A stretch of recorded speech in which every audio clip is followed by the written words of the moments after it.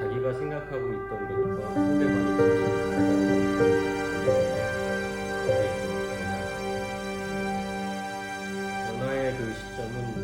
Pastor Choi of Chuncheon, South Korea, has changed the way he pastors his church and the way he reaches out to people in his community because of his interaction with the Chuncheon Community Peace Center and Mennonite Church Canada witness worker, Bock. I was called to help bring restorative justice to another city. One woman had stolen cabbages from another woman's field. In South Korea, the penalty for stealing vegetables from someone else's field is the offender has to pay for the entire field of vegetables, which, in this case, would have been around $20,000 US. The woman farmer was angry, and the woman who stole the cabbages was worried because $20,000 US is a lot of money. So I traveled there, and first I talked to the women individually, and then later together.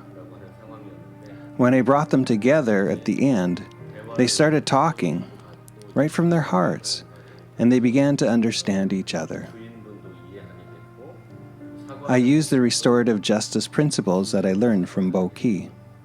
2 hours later, the two women had reconciled. So as a busy pastor and a church planter, why was it important for you to take this training and take this time to volunteer in this way? As a Christian, I want to live like Christ. As a pastor, I preach and say Christ's words, but restorative justice enables me to expand my actions. The congregation supports me, and the church also practices the circle process. In our meetings, we invite people to contribute their own voice. It has made a big impact on our church.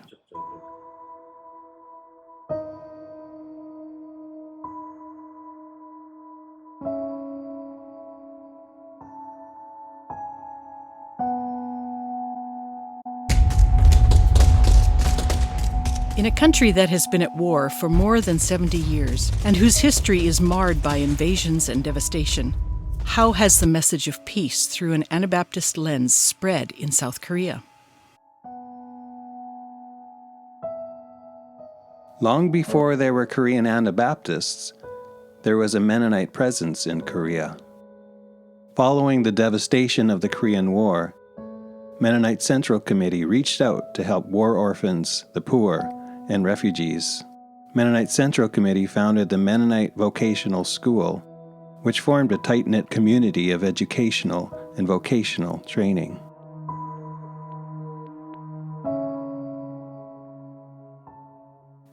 "20 years later, in 1971, all Mennonite Central Committee programs were closed. Personal interaction continued through Mennonite Vocational School alumni gatherings and Mennonite Central Committee Korean workers gatherings. In the 1990s, Korean student enrollment in North American churches began to grow. Korean Christians were looking for alternative visions of being church. In 1994, 6 people met in a Bible study group and worked through William Epstep's The Anabaptist Story and other Anabaptist biblical teaching materials. This led to the formation of the Jesus Village Church in 1996. Mennonite Church Canada was invited into this relationship through an invitation to send international witness workers to serve in South Korea. These Canadians shared their lives with Anabaptists in South Korea, serving and learning together what it means to follow Jesus in the way of peace.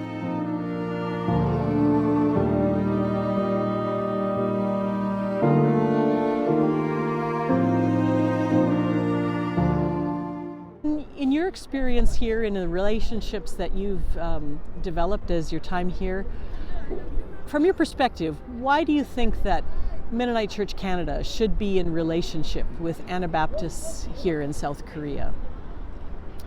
Well, I think that there are a number of churches, particularly smaller churches, who are eager to have a church as a community rather than a large congregation that does not personalize the gospel, does not personalize relationships, and that's what attracted the churches that we knew to the Anabaptist tradition. They kept saying, we want community. That's what we're looking for, and the Anabaptist tradition helps us with this community. What were some things that you learned from your time here that perhaps you even took back to Canada in use in your ministry there? For me, would be the interaction with the young people and to encourage young people to do what they have. They're so gifted to be able to encourage them and have an older person encourage these young people to do that. Okay, one of the things that I really appreciated about living in Korea and being with Korean, they say brothers and sisters, is we learned a language, to use a language that is a lot more humane, and it was not a theological language, it was a compassionate language of relational language. And that was really helpful to me. And even now as we come back, they keep greeting us as brothers and sisters, and we just continue to love them.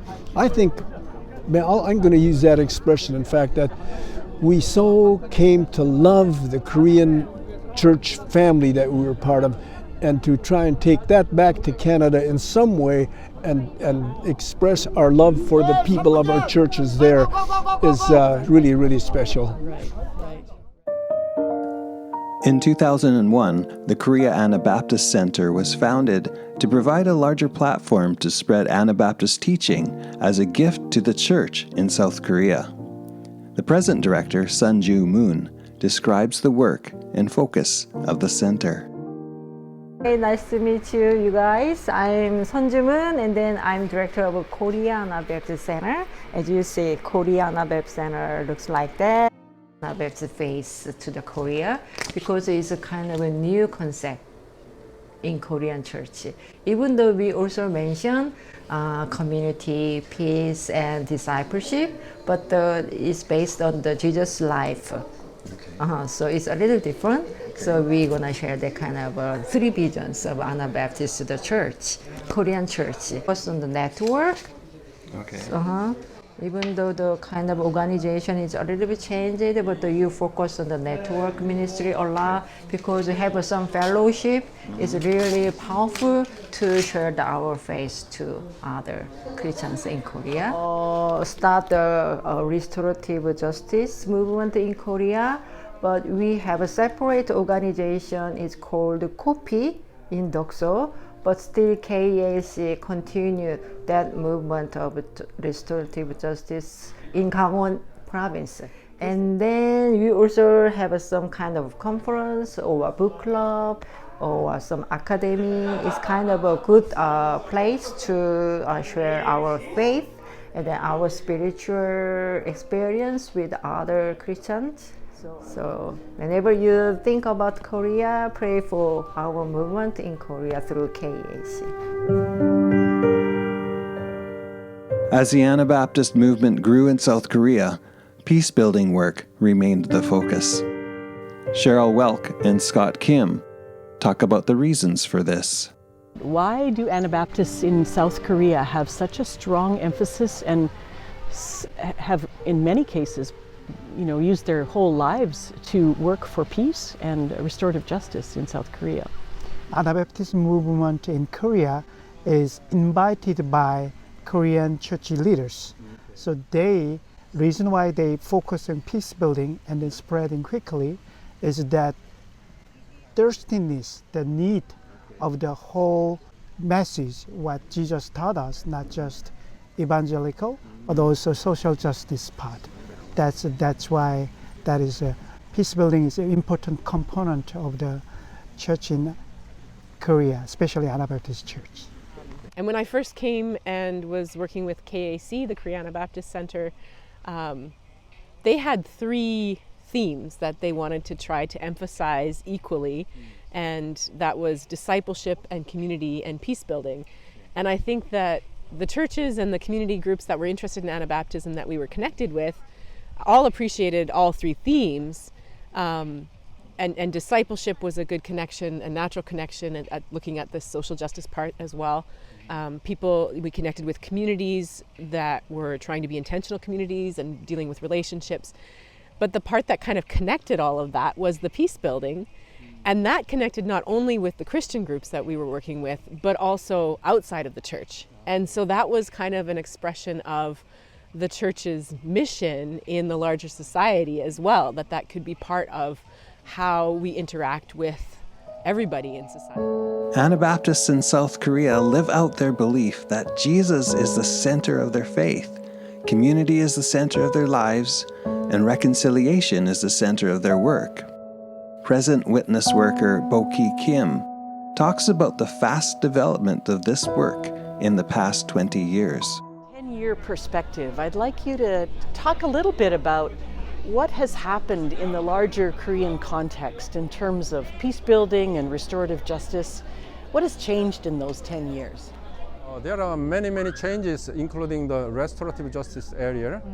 But 2011, once it came out of Korea Anabaptist Center, there is a KOPI, Korea Peace Institute, and it developed into very well, and there are many programs, good programs. And also it influenced on policing, restorative policing, and also there is school setting.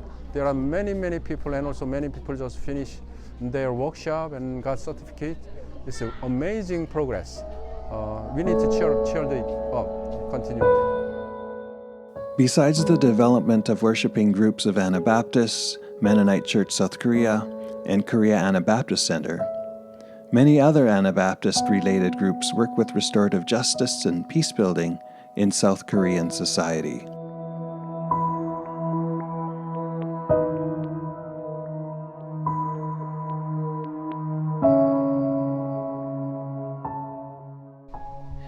Yeah, the other day it was really interesting because Ian came home with materials from his preschool all about conflict resolution, and they're doing a unit on nonviolent communication and social emotional learning, and they had like restorative justice circles in their material in preschool. And then from Rohan School there was a survey that came to me, and it said, for the parents, how much do you know about something called restorative justice? And then it had a definition of it and asked all kinds of questions. So it's really fascinating to think back, like 20 years ago, the conversations that I heard about, how should this be talked about in Korea? How should it be translated? What kind of language? Who's going to be interested in this? And to see just how much has happened in that time. Like all these different seeds that have come up sprouting in different places. It's not like a linear line from, something one person or one group did.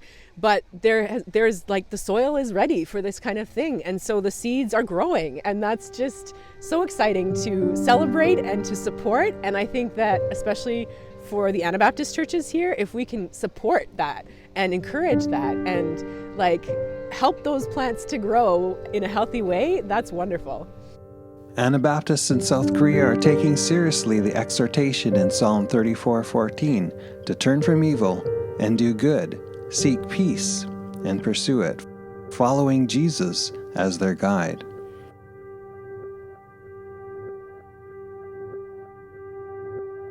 As Mennonites in Canada, we rejoice in this more than 20-year partnership that has allowed us to learn from each other. As a family of faith, we seek peace and pursue it.